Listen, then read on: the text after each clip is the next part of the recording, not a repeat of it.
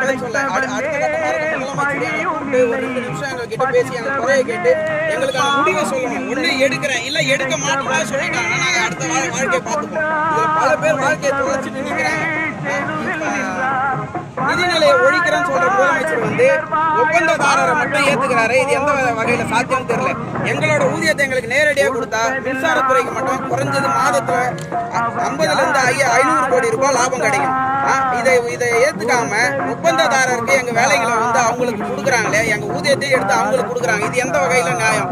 இதனால தமிழ்நாடு நிதிநிலை இறங்குமே தவிர ஏறாது. மின்சாரத்துறையில 500 கோடி ரூபாய்க்கு மேல எங்களுக்கு நேரடி ஊதியத்தை கொடுத்தா அவங்களுக்கு லாபம் மட்டும்தான். இதை முதலமைச்சர் கூப்பிட்டு எங்களை பேசுற வரைக்கும் இது ஏதாவது ஒரு கட்டத்துல விபரீதமான முடிவுக்கு போற அளவுக்கு முதலமைச்சர் வைக்காம எங்களை கூப்பிட்டு சீக்கிரம் பேசணும். எங்களை கூப்பிட்டு அவர் பேசாம இந்த போராட்டத்தை நாங்கள் முடிக்கிற மாதிரியே இல்லை.